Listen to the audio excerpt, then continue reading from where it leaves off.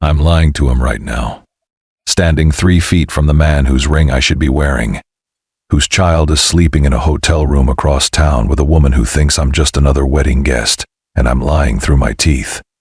Dominic's eyes haven't left mine since I took Gabby from his arms 20 minutes ago. Since our hands almost touched, and I made sure they didn't, because if he felt my skin again after 7 years, I don't know what would break first, his control or mine. The reception continues around us like we're not bleeding out in the middle of the dance floor, like the earth hasn't just split open and swallowed everything I've built to keep us safe. He thinks I'm going to show up tomorrow. He thinks we're going to have a conversation about trust and choices and the future. He thinks Marcus Chen tried to kill our daughter. God forgive me, but that's exactly what I need him to believe. Where are you watching from right now? Are you somewhere safe, somewhere quiet? Because you're going to want to hear every word of what I'm about to tell you. This story doesn't start at a wedding in the Hamptons. It starts 7 years ago in a penthouse in Manhattan, with a woman wearing a wedding dress and holding a gun, trying to decide which choice would destroy fewer lives. That woman was me. The gun belonged to Dominic's father. And the person who put it in my hand, who whispered all the right poison in my ear, who made me believe running was the only way to save the man I loved, was the same person who just got married today. Marcus Chen's wife. Victoria, let me take you back. Make sure you're subscribed because this is only the beginning, and you're going to want to know how deep this goes. 7 years ago, I was nobody. An art curator at a gallery in Soho, living in a 4th floor walk-up in Brooklyn, taking the subway to work every morning with coffee that was always lukewarm by the time I got there. I met Dominic at a charity auction. He bought every piece I'd curated that night, didn't even look at the prices, just kept his eyes on me while his assistant processed the transactions. $12 million worth of contemporary art purchased in 40 minutes, and all he wanted to know was whether I'd have dinner with him. I should have known that. Should have recognized the obsession in the way he watched me, the possession in how he positioned himself between me and every other man in the room. But I was 26 and stupid, and so desperately hungry for someone to see me as something more than invisible that I mistook intensity for love. We were engaged within 3 months. His father hated me. Giovanni Hale made that clear the first time we met in his study in the family estate in Connecticut, surrounded by old money and older judgments. He asked me about my family and I told him the truth, that my mother cleaned houses and my father left before I learned to walk. And the look on his face made me feel like something stuck to the bottom of his Italian leather shoe. Dominic didn't care. That's what I loved about him, that ferocious certainty that what he wanted mattered more than tradition or approval or sense. He wanted me, and that made me real in a way I'd never been before. The wedding was going to be massive. June wedding at the Plaza, 400 guests, dress that cost more than my mother made in 5 years. I was terrified and elated and so far out of my depth I could barely breathe. But Dominic held my hand through every planning meeting, every family dinner, every moment when his world tried to remind me I didn't belong. And then, 2 weeks before the wedding, Victoria Chen knocked on my apartment door. I didn't know her well. She was Marcus's girlfriend then, elegant and cold in the way women born into wealth always seem to be. And she'd been polite but distant at the few social events where we'd crossed paths. But that night she looked different. Scared. Desperate. She told me Giovanni Hale was going to have me killed. Not because he hated me, though he did. Because Dominic's mother had been murdered when he was 8 years old, shot in their home by a rival family. And Giovanni had spent 20 years making sure his son never loved anything enough to be vulnerable again. He'd allowed the engagement because he thought it would burn out. That Dominic would get bored or I'd reveal myself to be a gold digger, or the relationship would collapse under the weight of their different worlds. But we didn't collapse. We got stronger.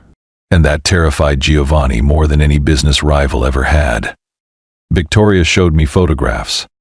Security camera footage from the family estate. Giovanni meeting with men I didn't recognize, men whose faces made my skin crawl even through a grainy image. She had audio recordings too, Conversations about timing and method and making it look like an accident. A car accident, specifically. On the way to the wedding rehearsal dinner. Quick, clean, devastating. Dominic would grieve, but he'd survive. And Giovanni would have his son back, focused and ruthless and unencumbered by love. I didn't believe her at first. Couldn't. The man she was describing was a monster, and Giovanni was cruel but surely not murderous, surely not willing to kill his son's fiancée. But Victoria kept talking, and the evidence kept mounting, and somewhere around midnight, sitting on my worn couch in my tiny apartment, I realized she was telling the truth. Then she told me about the baby. I was 6 weeks pregnant. I hadn't told Dominic yet. Hadn't told anyone except my doctor and Victoria's eyes when she said it. When she told me she knew, made my blood freeze. She had copies of my medical records, hospital logs, prescription receipts for prenatal vitamins. She laid them out on my coffee table like playing cards, proof that she'd been watching me longer and closer than I'd ever imagined. If I married Dominic, she said, Giovanni wouldn't just kill me. He'd make sure I miscarried first. He'd orchestrate an accident traumatic enough that I'd lose the baby, and then he'd finish the job. That way Dominic wouldn't even have a child to remember me by. Nothing to hold on to. Just a clean break and a tragic memory that would fade with time. Unless I ran. If I disappeared, Victoria said, if I left without explanation and made Dominic hate me enough to stop searching, Giovanni would lose interest. I'd be a problem that solved itself, an embarrassment Dominic would want to forget. I could keep the baby, raise her somewhere far from this world, keep her safe. All I had to do was break Dominic's heart so thoroughly he'd never forgive me. She even wrote the note, 3 sentences that would haunt me for 7 years. I can't do this. Don't look for me. Forget me. Victoria promised she'd watch over Dominic, make sure Giovanni didn't hurt him in other ways. And she had the resources to track Giovanni's movements and warn me if anything changed. All she wanted in return was my silence. About the pregnancy, about Giovanni's plans, about everything. If Dominic ever found out the truth, she said, he'd go to war with his own father, and that war would destroy everyone. Better a broken heart than a bloodbath. I believed her because I was desperate and terrified and 26 years old with a life growing inside me and no idea how to protect it. So I ran. I left the dress hanging in my closet, the ring on the nightstand, and I ran. Are you still? I know this is heavy. I know it's dark. But stay with me because it gets so much darker. Comment below if you've ever had to make an impossible choice, if you've ever loved someone enough to destroy them.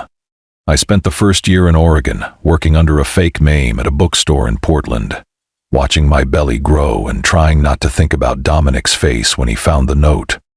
I had Gabi in a hospital where nobody asked questions if you paid cash. Held her in my arms and sobbed because she had his eyes, dark and intense even as a newborn. Victoria kept her promise. She sent me updates through encrypted channels, told me Giovanni was satisfied that I was gone, that Dominic was throwing himself into work and slowly recovering. She sent money too, more than I needed, and I hated accepting it, but I did because I had a daughter to feed and pride wasn't worth her going hungry. She married Marcus 2 years after I saw the announcement online, saw them smiling at their engagement party, and felt nothing but gratitude that she'd found happiness while helping me survive. I named her my emergency contact. Put her down as Gabi's godmother in the paperwork I kept hidden in a safety deposit box.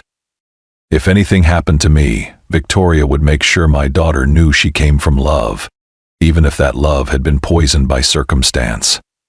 But the thing about lies is they have weight. They accumulate, and eventually they get heavy enough to crush you. 3 months ago, Victoria called me for the first time in a year. Her voice was different, slurred and strange, and it took me too long to realize she was drunk. She said she couldn't do it anymore. Couldn't keep lying. Couldn't keep watching Dominic destroy himself year after year, relationship after relationship, always finding something wrong with every woman he met because none of them were me. She said Marcus was worried about him, that the business was suffering, that Dominic was becoming reckless in ways that scared everyone around him. And then, in a voice that barely registered as human, she told me Giovanni was dead. Heart attack 18 months ago, massive and fatal. He'd been gone for a year and a half, and she'd never told me. Never sent word that the threat was over, that I could come home, that Gabi could meet her father. I asked her why. Why keep me in exile when the danger had passed? Why let Dominic keep suffering? Why rob my daughter of another year with the man who'd given her life? Victoria laughed. It was the saddest sound I'd ever heard. Because Marcus asked me to, she said. When this script continues, you're going to learn exactly what Marcus Chen is willing to do to keep Dominic Hale under his control. Make sure you've hit that notification bell. The phone went dead. I tried calling back for 3 days straight, sent messages that never delivered, even contacted the building security at her apartment in Manhattan, who told me Ms. Chen wasn't accepting visitors. 2 weeks later, I got a package. No return address, delivered to the Portland post office box I'd maintained for 7 years. Inside was a flash drive, video files, Audio recordings, documents, evidence that made my hands shake so badly I dropped my coffee and barely noticed the burn. Giovanni Hale had never planned to kill me. There had been no security footage, no meetings with hired killers, no plot to cause a traumatic miscarriage. Victoria had manufactured everything. The photos were doctored, the audio recordings were fabricated using samples of Giovanni's voice from business meetings. The medical records were real, but the context around them was fiction. Every single piece of evidence she'd shown me that night 7 years ago was a lie. But why? That's what I couldn't understand, sitting in my small kitchen in Portland with my 4-year-old daughter watching cartoons in the next room, staring at proof that I'd destroyed my life based on an elaborate con. The answer was in the financial documents. Victoria Chen came from money, but she'd burned through most of it before she met Marcus, bad investments and worse habits. When she started dating him, Marcus was Dominic's junior partner, brilliant but perpetually in his best friend's shadow. And she saw immediately what Marcus was too loyal to see himself. Dominic would always be the alpha. The leader. The one with final say. Marcus would always be second, no matter how smart or capable or dedicated he was, because Dominic Hale commanded attention the way other men breathed. Unless Dominic was compromised, Distracted. emotionally destroyed, then Marcus could step up, Take control. build the empire he deserved without someone else's hand on the wheel. And Victoria could finally have the wealth and status she craved without having to manage Dominic's moods or wait for him to make decisions. All they needed was for Dominic to be alone. Permanently. The pregnancy was a gift they hadn't anticipated. When Victoria found out, she realized she could accomplish 2 goals at once. Get rid of me and create a wound that would never heal. A lost love and a lost child, even one Dominic didn't know existed, would hollow him out in ways a simple breakup never could. So she spun her story, showed me her fake evidence, and watched me run. Then she married Marcus and spent 7 years managing Dominic like an asset, keeping him functional but damaged, successful but empty. The business tripled in value. Marcus became co-CEO. Victoria became Manhattan royalty. And Dominic became a ghost of himself, going through motions, building an empire with nothing to build it for. I want you to pause for a second. Really think about this. Have you ever trusted someone completely only to find out they were destroying you the whole time? Drop a comment if you have, because what comes next is about revenge. The last file on the drive was a video. Victoria, sober this time, looking directly at the camera with eyes that held no emotion at all. She told me she was dying. Pancreatic cancer, stage 4, 6 months if she was lucky. She said she'd made peace with it, that maybe it was justice for what she'd done, but she couldn't die without giving me the truth. Couldn't leave Gabi growing up without a father because of a lie Victoria had told when she was young and desperate and cruel. She said Marcus didn't know she was sending this, didn't know she'd kept copies of everything. He thought she'd destroyed it all years ago, that the secret was safe, that Dominic would never find out how thoroughly they'd manipulated his life. She said I had a choice. I could use the evidence to destroy Marcus, burn his reputation, and probably get him arrested for fraud and a dozen other charges. I could go to Dominic, show him everything, let him rain hellfire down on the man he'd called his best friend for 15 years. Or I could do what Victoria had realized too late was the right thing. I could come home, Introduce Dominic to his daughter. Let them build a relationship. and keep the truth about Marcus buried, because telling Dominic would destroy him worse than my leaving ever had. He'd lose his best friend, his business partner, and his faith in his own judgment all at once. He'd go to war, and wars have casualties, and Victoria didn't want Gabby growing up in the wreckage of her father's vengeance. She begged me to let it go, to take the gift of truth she was giving me and use it to build a future, not demolish the past. Then she asked me to forgive her. The video ended.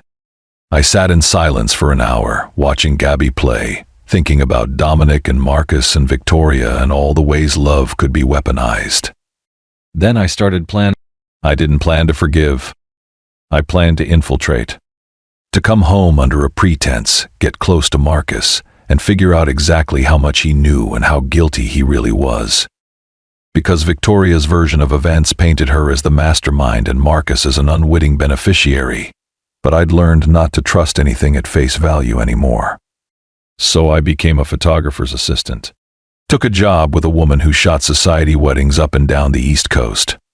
Worked my way onto the crew for Marcus and Victoria's wedding. Yes, their wedding. They were renewing their vows, 5 years together, and Victoria wanted it documented. She'd known I'd come. Known I'd see the flash drive as an invitation or a dare.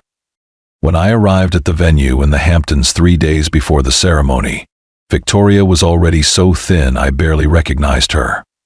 The cancer was eating her alive and she'd refused treatment, said she deserved the pain. We didn't speak, didn't acknowledge each other. But the night before the wedding, she left an envelope in my hotel room. Inside was a letter and a key. The letter explained that she'd kept a second apartment in Manhattan, separate from the one she shared with Marcus, and the key would let me in. Everything I needed was there. Journals, recordings, more evidence. But this evidence was different. This was the truth. Go there after the wedding, she wrote. Learn what really happened. Then decide what Dominic deserves to know. I should have gone immediately. Should have skipped the wedding, used the key, gotten answers before I saw him. But I'd waited 7 years. I could wait 2 more days. And I needed to watch Marcus make his vows, needed to see if there was any guilt in his face, any recognition of what his happiness had cost. That's how I ended up at a wedding I should never have attended, with my daughter in a flower girl dress because I was invisible behind a camera, and no one looked twice at the assistant's kid. That's how I ended up watching Dominic Hale walk through the rose garden like a beautiful predator, scanning faces, dangerous and alone. And that's how my daughter ended up lost and crying beneath an arbor, scared and calling for me, just as the man who should have known her voice from birth knelt down to help. I saw him find her from across the lawn. Watched him freeze when she said my name. I had 30 seconds to decide whether to run or face him, and I'd spent 7 years running, so I stayed. The look on his face when he saw me will haunt me until I die. It was recognition and betrayal and rage and love all at once, everything he'd buried for 7 years surfacing in a single moment. When he handed me Gabby, I felt the heat of his skin, smelled the cologne he'd always worn, and every defense I'd built threatened to crumble. I lied to him because I didn't have the truth yet. Told him Marcus had threatened me, let him believe his best friend was a monster. Because until I went to that apartment and read those journals, I didn't know if I was handing him a target or a scapegoat. But I knew one thing with absolute certainty. The man looking at me with devastation in his eyes still owned every piece of my heart. And the daughter tugging at my dress was the only thing in the world worth more. So I promised to meet him tomorrow. Made a vow I might not keep. And now I'm standing in Victoria's secret apartment in Chelsea, the one Marcus doesn't know exists, reading her handwritten account of the worst thing I could possibly imagine. Are you still? It's okay if you need to pause. This is the part where everything you thought you understood gets ripped apart. I'll wait. Victoria's journal spanned 7 years. 7 years of meticulous record-keeping, documenting every conversation, every decision, every moment of her elaborate lie. And the first entry destroys me. It's dated 2 weeks before my wedding. Before she showed up at my door with her manufactured evidence. Before I ran. It starts with a single line. Marcus doesn't know what I'm about to do. She'd been in love with Dominic. That's what the journals reveal. Page after page of obsessive detail about a man who'd never looked at her as anything but his best friend's girlfriend. She'd met him first at a business conference in Chicago and spent an entire evening talking to him about art and ambition and all the things they wanted from life. Then Marcus walked up, introduced himself as Dominic's business partner, and she made a choice that would poison everything. She pursued Marcus instead. Dated him, moved in with him, played the role of devoted girlfriend while fantasizing about the man she actually wanted. And it was fine, sustainable even, until Dominic met me. Victoria describes watching us fall in love with the clinical detachment of someone documenting a terminal illness. She saw how Dominic looked at me, how he softened in ways she'd never seen, and she realized she'd lost him before she ever had him. The engagement announcement broke something in her. She'd convinced herself that Dominic was incapable of real love, that his mother's murder had frozen something essential, and that eventually he'd realize Marcus's steady reliability was worth more than chasing emotional ghosts. But I'd proven her wrong. I'd reached the parts of Dominic she'd wanted to touch, and my ordinariness made it worse. I wasn't extraordinary or sophisticated or bred for his world. I was just myself, and that was enough for him in ways Victoria's perfection had never been. So she decided to take me away from him. Not for Marcus's benefit, the journals make that clear. For her own. If she couldn't have Dominic, no one would. And if destroying me meant destroying Dominic's capacity to love, then maybe he'd become the cold, untouchable man she could finally stop wanting. The fake evidence took her 3 months to create. She hired people, spent money Marcus didn't know she had, fabricated an entire conspiracy. Giovanni Hale had been a convenient villain, cruel enough that his monstrousness was believable, powerful enough that I'd be terrified. She'd gambled that I loved Dominic more than I trusted him, that I'd sacrifice myself rather than risk his safety, and she'd been right. I ran exactly as she predicted. Then came the part that makes my hands shake too badly to hold the journal. 2 months after I left, Victoria found out about the pregnancy. Not from me. From Marcus. He'd been suspicious about her spending, had hired someone to investigate, and discovered the people she'd paid to fabricate evidence. He'd confronted her, demanded to know what she'd done, and Victoria, cornered and desperate, told him everything. About her feelings for Dominic. About the fake plot. About how she'd destroyed his best friend's engagement because she couldn't stand watching him be happy. She expected Marcus to leave her. Instead, he thanked her. This is the part where you realize how deep the rot goes. How completely I misjudged who was the snake and who was the victim. Marcus Chen had been planning to betray Dominic for years. Long before I entered the picture, he'd been building a parallel power structure, courting investors, positioning himself to take over their company. But he'd needed Dominic distracted or compromised, and he hadn't found the right leverage. Until Victoria handed it to him, my disappearance had shattered Dominic, made him reckless and volatile in exactly the ways Marcus could exploit. Within 6 months, Marcus had restructured the company, brought in his own people, shifted the power balance. Within 2 years, he was co-CEO. Within 5, he was the de facto leader while Dominic drowned in work and emptiness. And all of it was built on a lie Victoria had told for love and Marcus had exploited for power. But here's what Victoria's journals reveal in page after agonized page. Marcus knew about Goodbye. He'd found out about the pregnancy the same time Victoria did, when his investigators reported back about her activities. And instead of telling Dominic, instead of giving his best friend the one piece of information that might have healed him, Marcus buried it. Paid Victoria's investigators to disappear. Made sure every trace of my pregnancy vanished from any record Dominic might access. Because a daughter would change everything, would give Dominic a reason to keep living beyond the business, would shift his focus, soften his edges, make him vulnerable in ways Marcus could never control. So Marcus made a deal with Victoria. He'd keep her secret if she'd keep his. He'd never tell Dominic about the pregnancy if Victoria never told anyone about Marcus's betrayal. They'd be complicit together, bound by mutual destruction, and their marriage would be both prison and protection. That's why she'd waited so long to tell me the truth. Not because she was protecting Dominic from knowledge that would hurt him. Because she was terrified of Marcus. The video she'd sent me, the flash drive, the invitation to her apartment, all of it was insurance.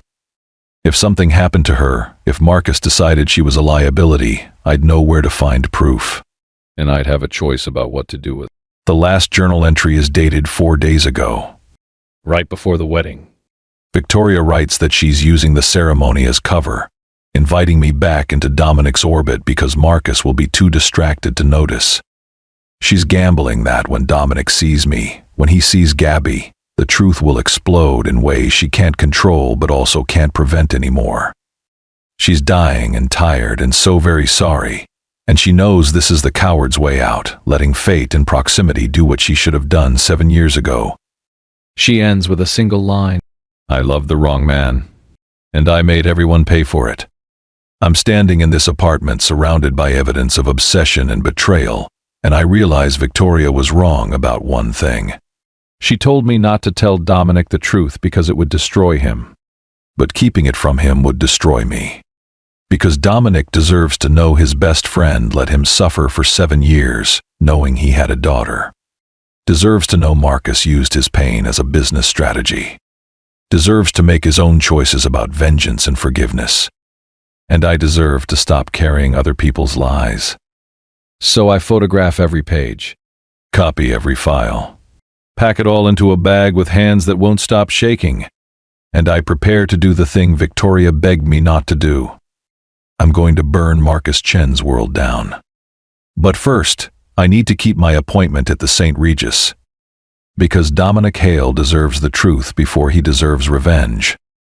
And my daughter deserves a father who knows exactly what was stolen from him. Before we continue, I need to know you're invested in this. Comment below if you think I should tell Dominic everything, or if Victoria was right to bury it. Because your answer might be different after you hear what happens next. The St. Regis penthouse is exactly what I expected. Floor-to-ceiling windows overlooking Central Park. Furniture that costs more than most people's houses. The kind of space that announces wealth so casually it becomes oppressive. Dominic is waiting by the window when I arrive. He doesn't turn around immediately, and I'm grateful because I need a moment to memorize him like this. Silhouetted against the morning light, shoulders tight with tension. Hands shoved in his pockets like he's physically restraining himself from reaching for me. I left Gabi with a woman I've trusted for 4 years. A grandmother type in Portland who knows nothing about my history. She thinks I'm in New York for a job interview. In a way, I am. Interviewing for the position of Dominic Hale's co-parent. His partner in raising the daughter he didn't know existed.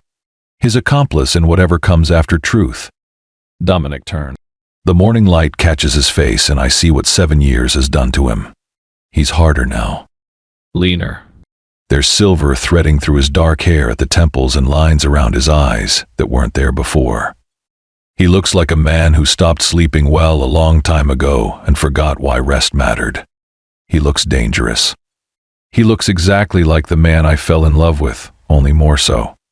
Everything about him has been refined by pain into something sharp enough to cut. We stare at each other across expensive carpet and the weight of 7 years. Then I do something I swore I wouldn't do. I start crying. Not elegant tears. Not cinematic sadness. Ugly, wrenching sobs that shake my whole body because I'm looking at the man I destroyed, the man I loved enough to leave, and he's alive and real and in the same room as me for the first time since I walked away from our wedding.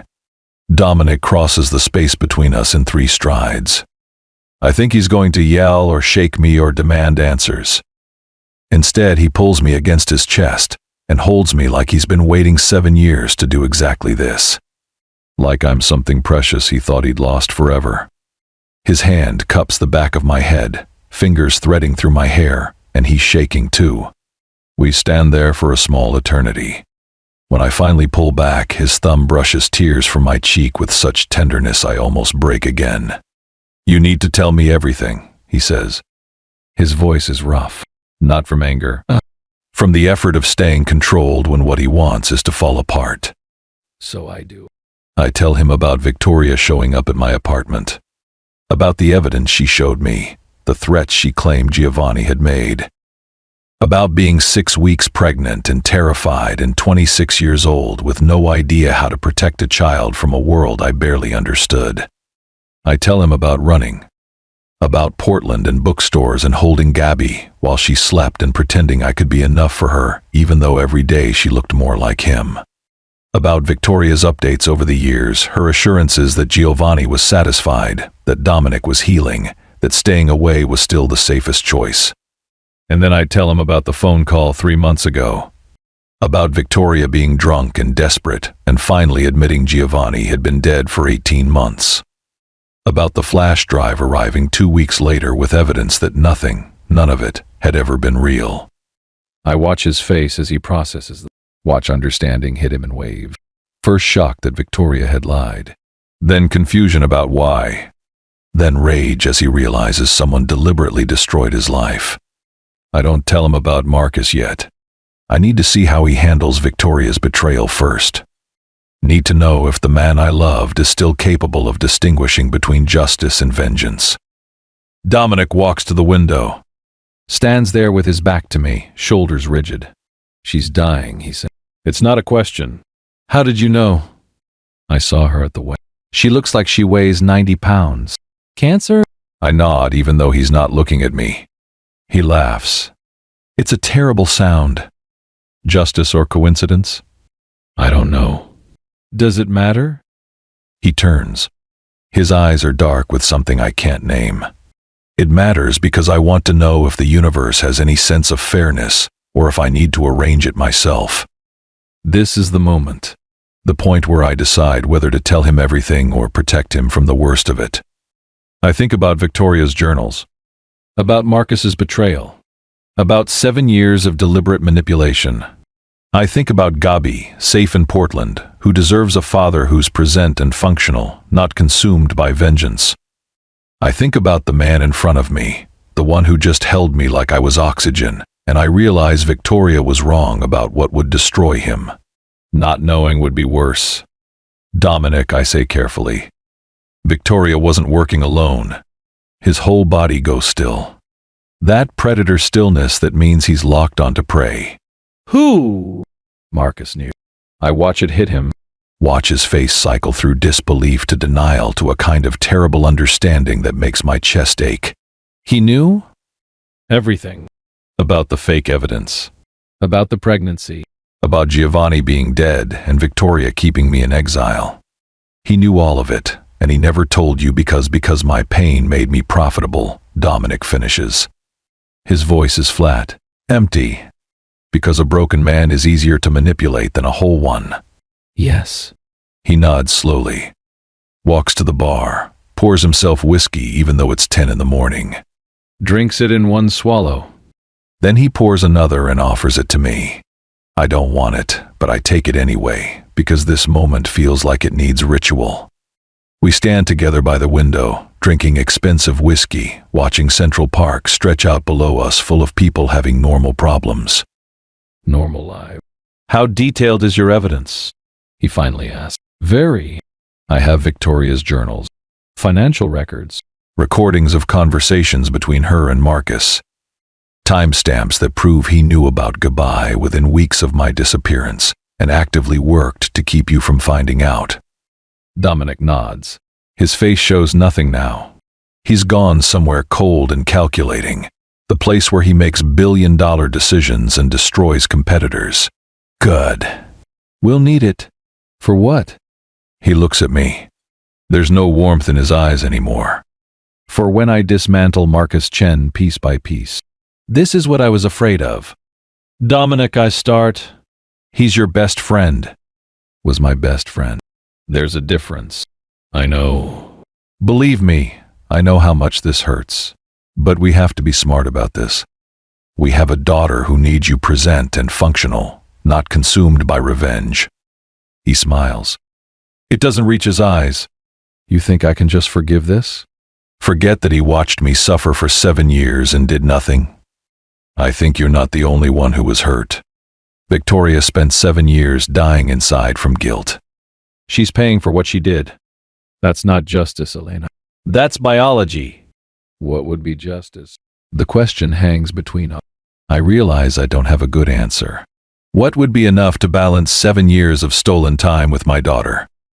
7 years of Dominic's pain? 7 years of Gabby growing up without her father?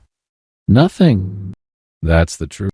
No punishment would be enough because the damage is already done. But more damage won't undo it. So what do you suggest? Dominic's voice is dangerous now. That I smile at Marcus. Pretend I don't know? Keep doing business with a man who betrayed me at the most fundamental level. I suggest you meet your daughter first. The words come out harder than I intend, but I need him to hear them. I suggest you spend time with Gabby. Let her know you. Build something with her before you burn your life down for revenge. Because when you go after Marcus, and I know you will, it's going to consume you. And I need to know she'll have at least some memories of her father that aren't about vengeance. That lands. I see it in how his shoulders drop slightly, how his grip on the whiskey glass loosens. Where is she? Portland. I left her with someone I trust. I didn't know if I'd let you see her.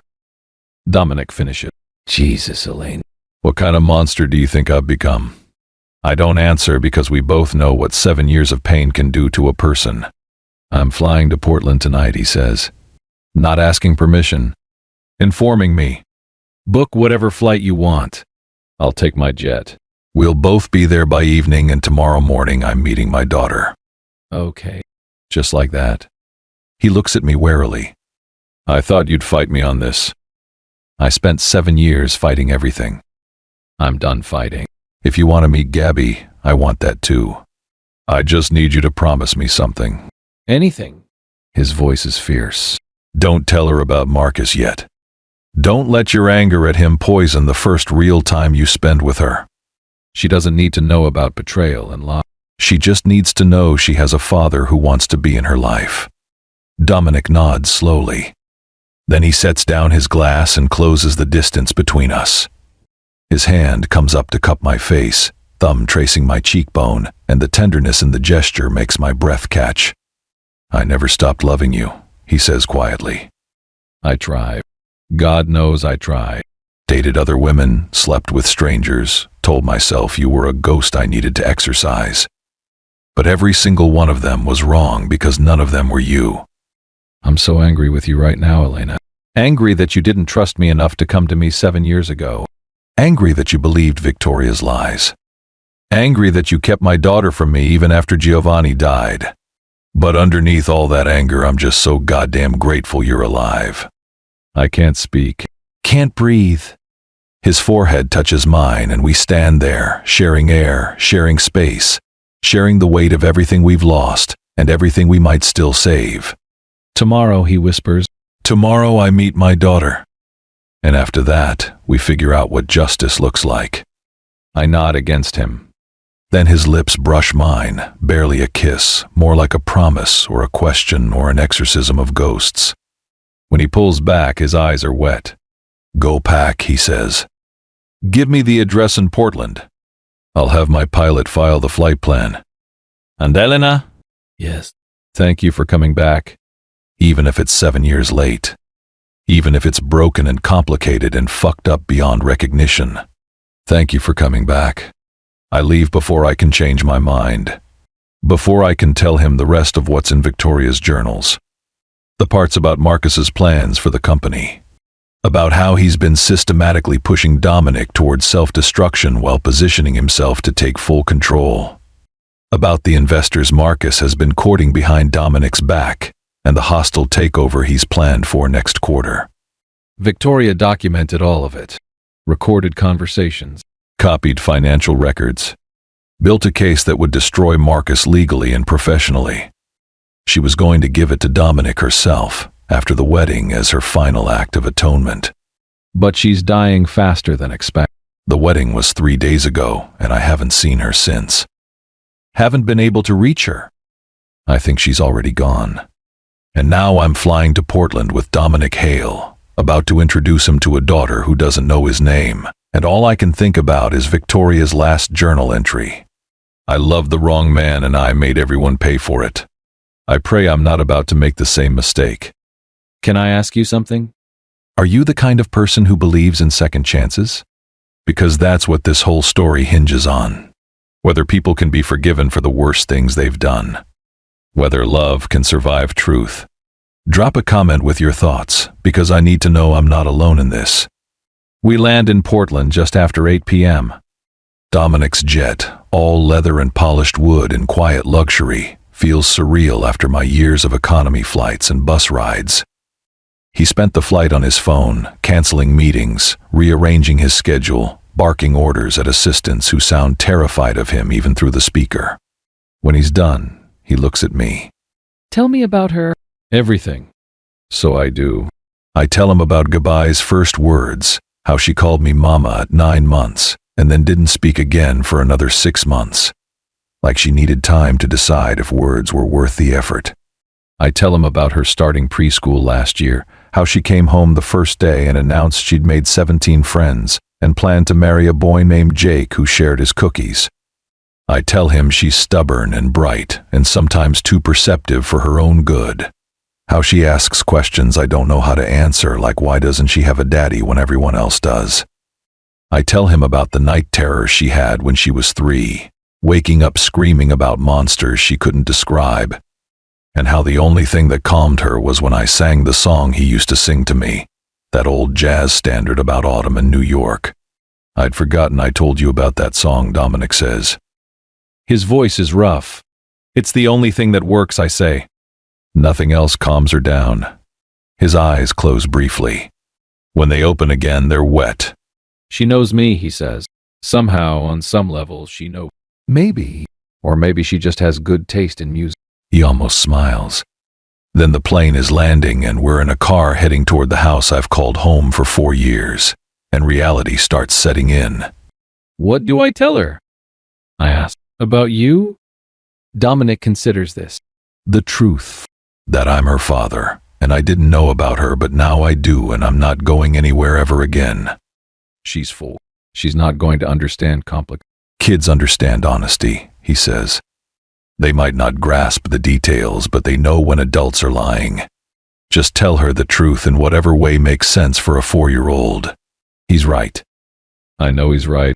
But terror is crawling up my throat anyway, because this moment, this introduction, will shape everything that comes after. We pull up to the small house I rent in a quiet neighborhood. Mrs. Chen, the woman who watches Gabi, is waiting on the porch. She's seen the jet, the car, the man in the $10,000 suit climbing out beside me, and her eyes are wide. Elena, she says carefully.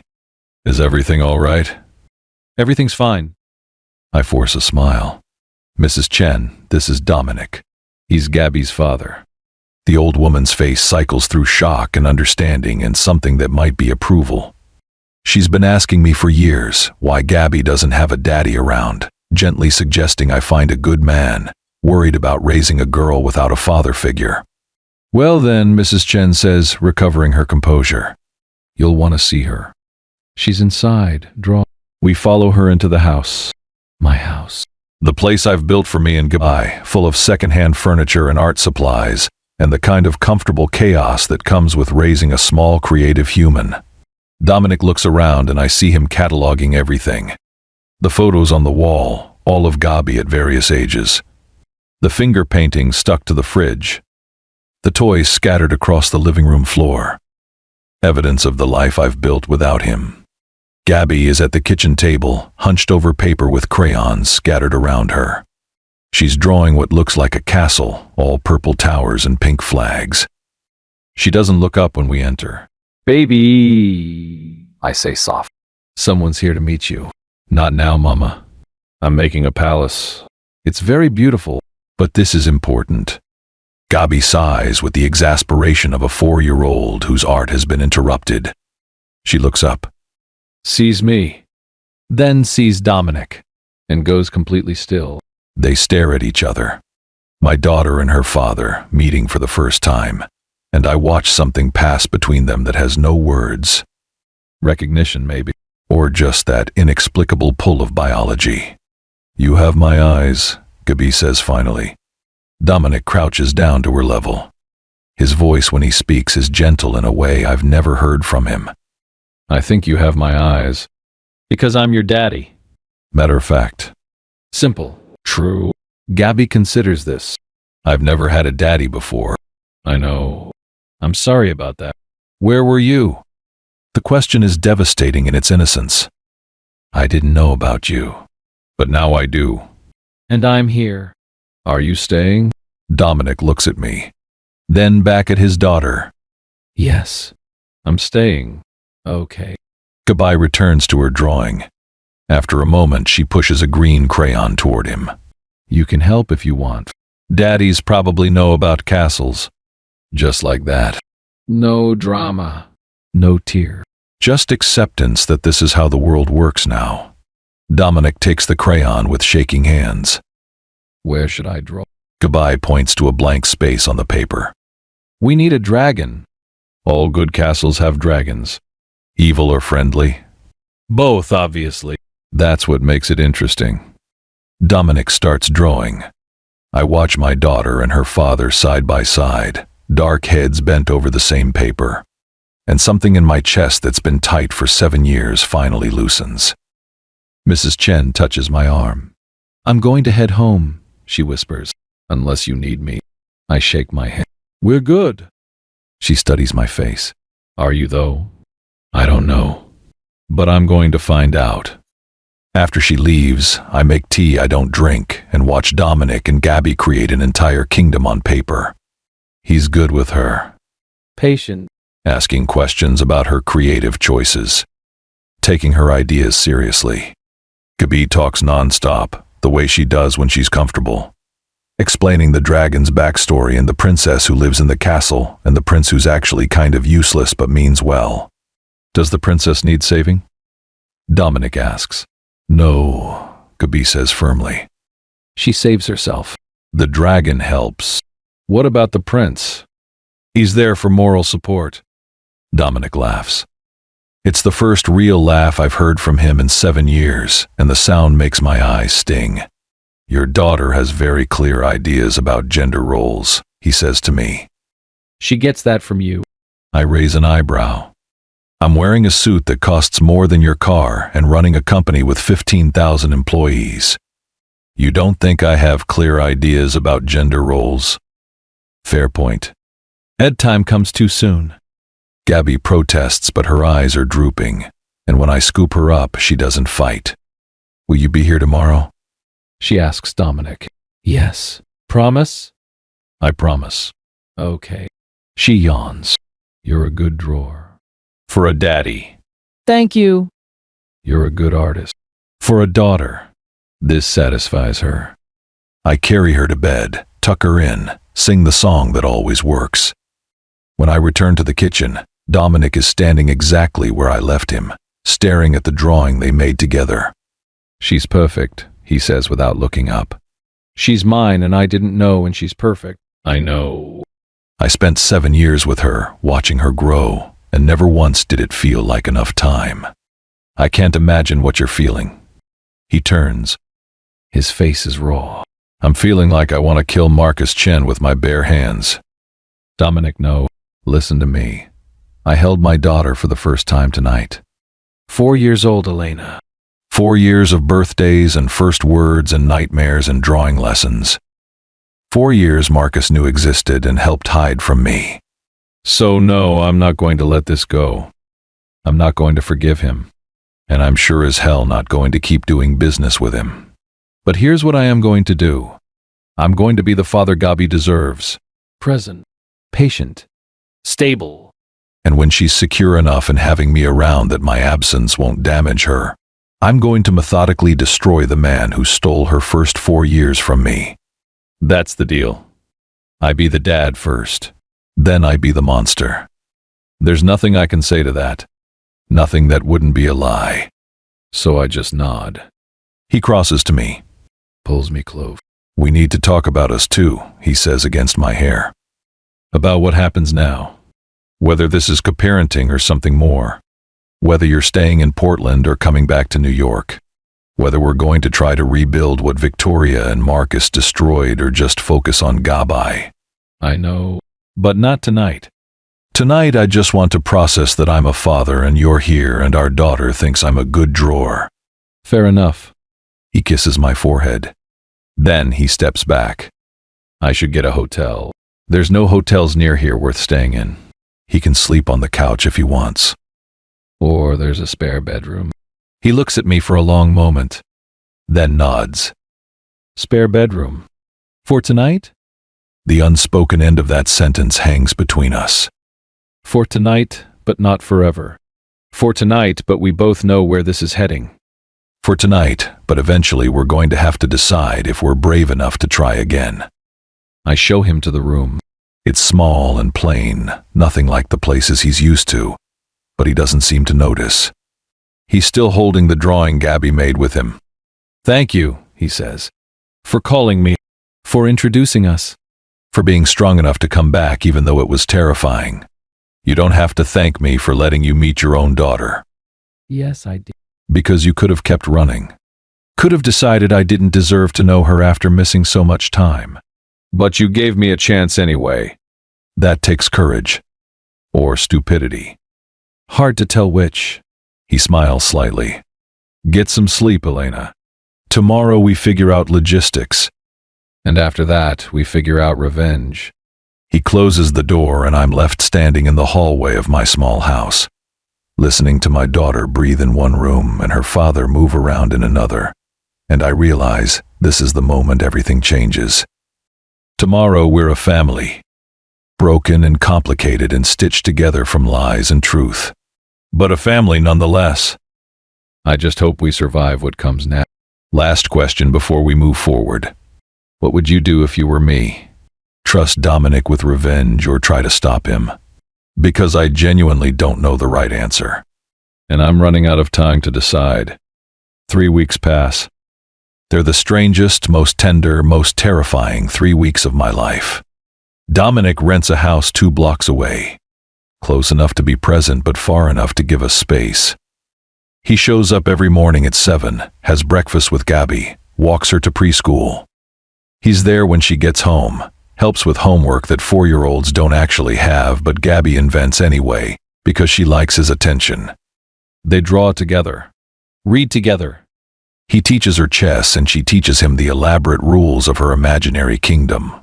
He's a natural father. Patient and playful and present in ways that make my chest ache. Gabby adores him. But at night, after she's asleep, he becomes someone else. He sits in my kitchen with his laptop and Victoria's evidence spread across the table, and he plans. He's found more than I gave him. Hired investigators who uncovered financial fraud, Stock manipulation. Embezzlement.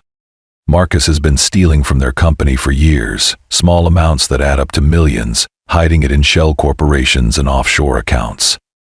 The hostile takeover Victoria mentioned in her journals is real. Marcus has secured funding from competitors. He's planned to force Dominic out of his own company within 6 months. None of it is surprising given what we already know. But watching Dominic catalog every betrayal, every lie, every theft is like watching someone build a funeral pyre. You're going to burn him alive, I say one night. He looks up. His eyes are cold. Yes, legally. Mostly. He smiles. It's not a nice smile.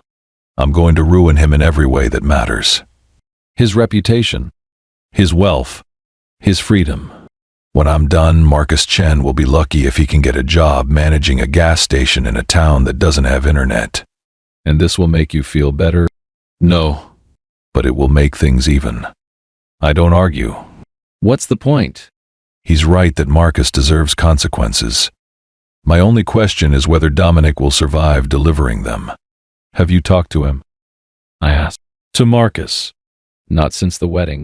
He's called 40 times, texted constantly, worried about why I'm not responding.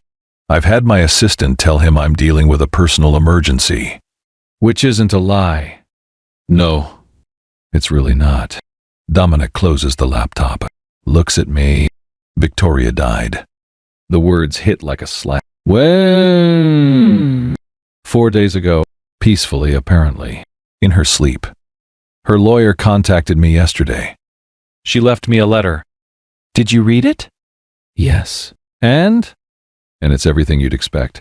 Apologies and regrets and explanations that don't actually excuse anything. She asked me to forgive her. Are you going to? He laughs bitterly. I don't know. How do you forgive someone for destroying your life even if they did it out of twisted love?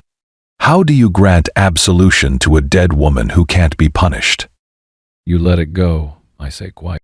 You acknowledge that she was sick long before the cancer. That obsession made her cruel. And you focus on the fact that in the end, she tried to make it right. She tried to make it right by dying and leaving me evidence, Dominic says. That's not the same as actually making it right. Maybe not. But it's all we're going to get. He nods. Then he asks the question I've been dreading. Are you coming back to New York? The question hangs in the air between us. I don't know, I say honestly. My life is here. Gabby's preschool is here. My job is here. Your life was here, he corrects. Past tense. And I'm not saying you have to decide today or next week. But eventually, Elena, we need to figure out if we're doing this together or separately. What's this? Us? The family we could be. The relationship we had before everything went to hell. He stands, Crosses to me. cups my face in his hands. I love you. Never stopped. And I know you love me too, even if you haven't said it. But love isn't enough if we're on opposite sides of the country. Gabby deserves both parents present, not just visits and video calls. And I deserve to know if the woman I never got over is willing to try again, or if I'm just the father of your child and nothing more. I can't breathe. Can't think. His thumb strokes my cheek and I lean into it despite myself. I'm scared, I whisper. Of me? Of this. Of choosing you and having it explode again. Of letting Gabby get attached and then watching you become consumed by revenge and unavailable. Of building a life around you and discovering I don't know who you are anymore. Then let me show you. He kisses me. Not gentle, not tentative, Possessive and desperate and claiming. 7 years of want poured into one moment. I kiss him back because I can't help it. Because my body remembers his and my heart never learned how to let go. We break apart, breathing hard. Bedroom, I say. No. We barely make it. Clothes hit the floor. His hands on my skin erase 7 years of absence. We come together like disaster and salvation, rough and tender and absolutely inevitable. After, lying tangled in my sheets, his fingers trace patterns on my bare shoulder. Come back to New York, he says. Not as my employee or my obligation. As my partner. In raising Gabby. In running the company once Marcus is gone. In building the life we should have had 7 years ago. And if it explodes again. Then we'll survive it. But together this time. I roll over to face him. His eyes are serious. When are you going after Marcus? Soon. Within the month. I need to tie up a few more loose ends. Make sure the case is airtight. Then I'm going to present him with evidence of his fraud and embezzlement and give him a choice. Resign quietly and face minimal legal consequences. Or fight me and spend the next decade in court battles that will end with him in prison. What if he fights? Dominic's smile is sharp. Then I destroy him. And I don't feel bad about it even a little bit. This is what I'm afraid of. This man I love turning into something cold and merciless. But I also know he's right. Marcus doesn't deserve mercy. I'll come to New York, I say. After you deal with Marcus. After the legal part is done and you're not in the middle of warfare. I'll come back and we'll try. His eyes close briefly. When they open, they're bright. Thank you. Don't thank me yet. This might be a disaster. It might. But at least it'll be our disaster. He pulls me close and I let myself believe, just for tonight, that we can actually do this. That love and truth and time can heal what lies destroyed. That a family stitched together from betrayal and survival might actually hold. I fall asleep in his arms for the first time in 7 years. And for the first time in just as long, I sleep without nightmares. One more check-in before the ending. Still with me? Because this is where everything comes to a head. Where Dominic faces Marcus and I have to decide if I'm strong enough to watch the man I love become something dangerous. Comment if you've made it this far. I need to know I'm not telling this story to empty air. The confrontation happens exactly 4 weeks after Dominic met Gabai. He spent those weeks being the perfect father and planning the perfect vengeance. Tonight, both versions of him are going to collide. Marcus has been summoned to Dominic's office in Manhattan, the corner office on the 42nd floor of the building they built together. Dominic asked me to be there. Not in the room, but close enough that I can listen. Close enough that if something goes wrong, I'm a witness. I'm standing in the adjacent conference room when Marcus arrives. I can see them through the glass wall, though they can't see me. The glass is one way, designed for exactly this kind of purpose. Marcus looks worried. He's wearing an expensive suit, but it doesn't fit right, like he's lost weight. Stress probably. Wondering why his best friend has been ghosting him for a month. Dominic stands when Marcus enters. They shake hands.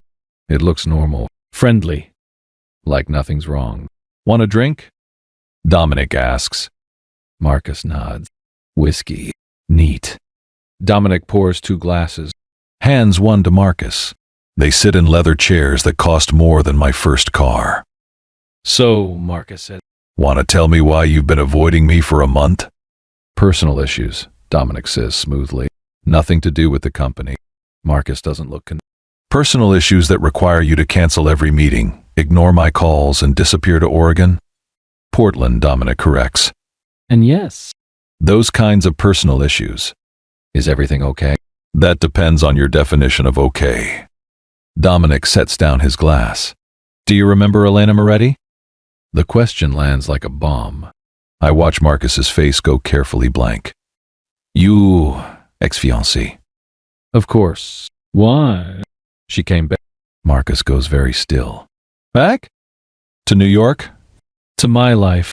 To Portland first, actually. That's where she's been living. Where she raised our daughter for the past 4 years. The color drains from Marcus's face. He opens his mouth. Closes it. Opens it again. I know you knew, Dominic says.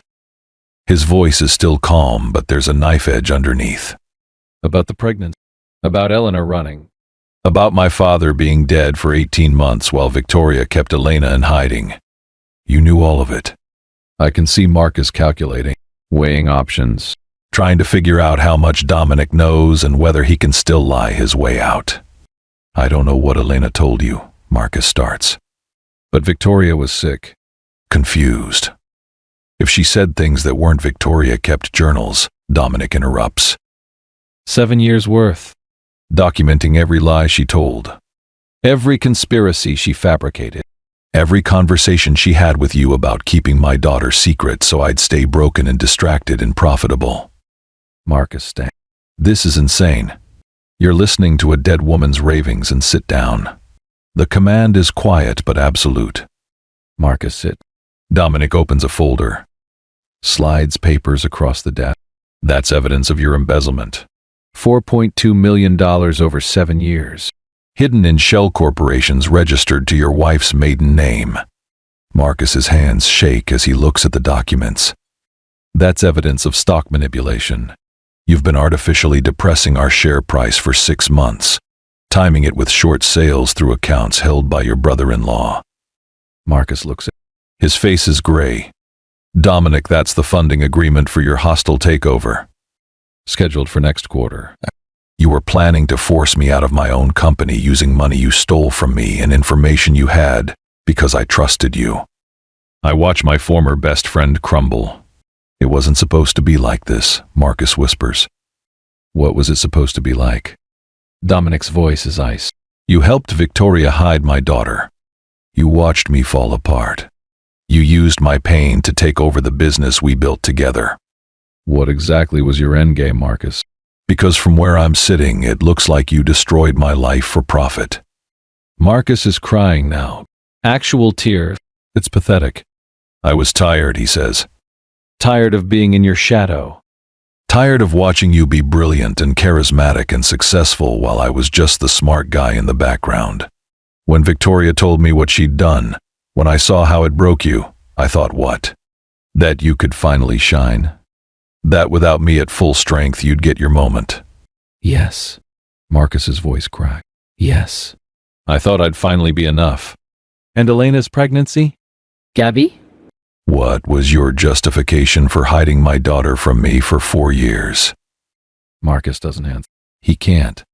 Because there is no justification. I have something for you, Dominic says. He pulls out another folder. 2 options. Option 1, you resign effective immediately. Admit to the embezzlement and stock manipulation. Agree to repay what you stole plus damages. You'll face minimal jail time, probably 18 months. And when you get out, you're barred from ever working in finance again. You'll be able to rebuild something small and quiet. Live with the consequences without them consuming your entire life. Option 2. Marcus's voice is barely audible. Option 2. I prosecute you for everything. Fraud. Embezzlement. Conspiracy. I have enough evidence to put you away for 20 years minimum. And I'll make sure you serve every day of it. I'll ruin your reputation so thoroughly that your own family won't speak to you. I'll take your money, your freedom, your future. Everything. I will erase you. The silence is deafening. Why would you offer option 1? Marcus finally asked. If you hate me this much, why give me any mercy at all? Because my daughter is 4 years old, Dominic says. And she deserves a father who isn't consumed by vengeance. Who can show her that even when people betray you, you can choose justice over destruction? Elena asked me to be the man she fell in love with. Patient. Strategic. Willing to take the moral high ground even when every instinct screams for blood. So I'm offering you option 1 because that's who I'm choosing to be. Not for you. For Gabi. But Marcus? If you don't take it. If you try to fight this or deny it or make me drag you through court battles, I will become the monster you turned me into. And you will regret it every single day for the rest of your life. I watch Marcus break completely. He's sobbing now, face in his hands, shoulders shaking. I'll take option 1. Good. Dominic stands. You have 24 hours to draft your resignation. My lawyers will be in touch about the repayment terms. And Marcus? Don't contact me again. Don't try to apologize or explain or justify. You're dead to me. The only reason you're not actually dead is because I love my daughter more than I hate you. Get out. Marcus stumbles from the office. I watch him go, this man who destroyed so much for so little, and I feel nothing but relief that it's over. Dominic stays at his desk for a long time after Marcus leaves. Just sitting there, staring at nothing. I finally enter the room. It's done, I say quietly. He looks up. His eyes are empty. Why don't I feel better? Because revenge doesn't heal wounds. It just stops them from bleeding on everyone else. You did the right thing. Offering him option 1. Being merciful. Did I? Or did I just take the coward's way out? You were brave, I say. It's harder to show mercy than to destroy someone, especially when they deserve destruction. He pulls me into his lap, buries his face against my knee. I don't feel brave. I feel exhausted. Then rest. You did what needed doing. Now you get to be Gabby's father without this hanging over you. He nods against me. We sit there in his office overlooking Manhattan, 2 broken people trying to build something whole, and I realize this is what love looks like after trauma. Not perfect. Not easy. Just 2 people choosing each other despite everything. We fly back to Portland the next morning. Dominic tells Gabby about Marcus. Not the details. Just that his business partner did something wrong and won't be around anymore. Gabby considers this. Is he going to jail? Dominic hesitates. Yes, for a little while. That's sad. It is. But sometimes people have to face consequences for bad choices. Gabby nods. Then she goes back to drawing. Problem solved in her 4-year-old mind. If only it were that simple for the rest of us. 1 week later, we're packing, moving back to New York. Gabby is excited about the adventure. Doesn't understand yet that we're leaving the only home she's known. But she trusts that her mother and father will keep her safe. The night before we leave, Dominic and I stand in my empty living room. Our living room, I guess. Soon to be former. You sure about this? He asks. Moving back. Trying again. Letting me be part of your life instead of just Gabby's father. I'm terrified. But yes, I'm sure. He kisses my forehead. I'm going to spend the rest of my life making up for the 7 years we lost. Not by erasing them, but by making sure every year after is worth the pain we survived. That's a lot of pressure to put on yourself. I can handle it. I'm a billionaire CEO, remember? I have excellent organizational skills. I laugh. It's the first real laugh I've had in longer than I can remember. We're going to be okay, aren't we? I asked. Eventually. After therapy and hard conversations and probably some spectacular fights. But yes, we're going to be okay. We're going to be a family. He's right. It takes time. Months of counseling and learning to trust again. Moments where the past rises up and threatens to swallow us. But slowly, painfully, beautifully, we build something new. Gabby starts kindergarten in Manhattan. Thrives in ways I never expected. Dominic is there for every recital, every parent-teacher conference, every nightmare and triumph. We get married quietly. No big wedding. Just us and Gabby and a judge in Central Park. The ring he slides onto my finger is the same one I left on the nightstand 7 years ago. He never got rid of it. Never even considered it. Just kept it in a drawer, waiting. Marcus serves 16 months. Gets out to a life that's small and quiet like Dominic promised.